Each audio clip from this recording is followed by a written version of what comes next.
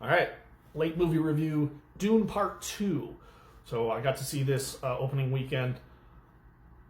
And, there's going to be some spoilers, but before I get to the spoilers, long story short, if you like the first one, you're going to like the second one.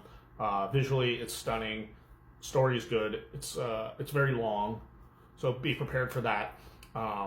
Now, if you've read the books or you've seen the other movies, it does differ in some important ways, and let's get into that. So, a few of the things I didn't like about the movie is Denis Villeneuve borrowed too much from the David Lynch imagery, and they changed up some of the characters. So let's start with the Harkonnens. So Baron Harkonnen, he's brutal, but he's not the psychopath that Raban is in the books, and they make Raban seem rather meek compared to the Baron. And they also, in the book, he's how do you say this without getting in trouble? In the book, he's a lover of children.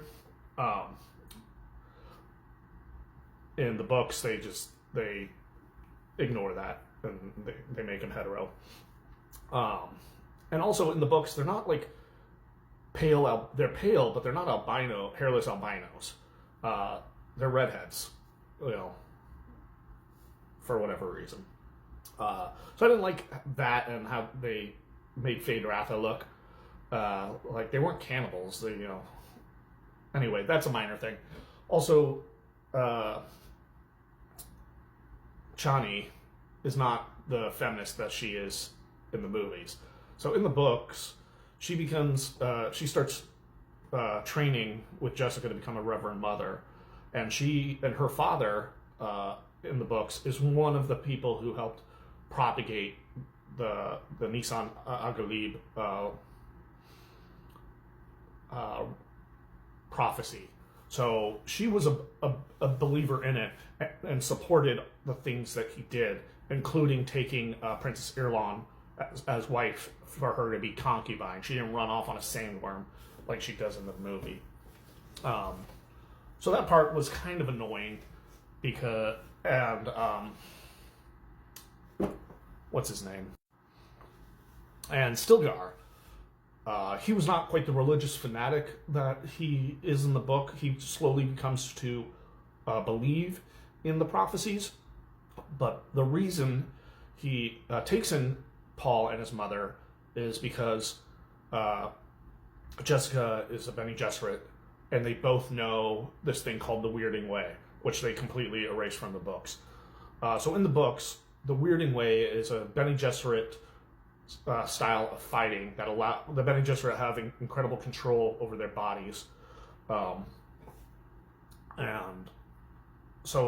that's what makes Paul an incredible fighter, because Jessica broke Bene Gesserit rules, had a son, and then taught him the voice and the Weirding Way, and so he's able to outfight anybody. Versus in the movie, he's just like the best fighter randomly. And I think that takes away from the movie as a whole, especially if they're going to continue doing the rest of the books, because that's, the Bene Gesserit training and the abilities that Paul and his sister and children have are important in the rest of the books. And, other minor things, they really sped up the timeline, like the period where Paul's in the desert is like a period of like 8 to 10 years. He has a kid with Chani, and the Harkonnens kill their first child. So overall, a great movie.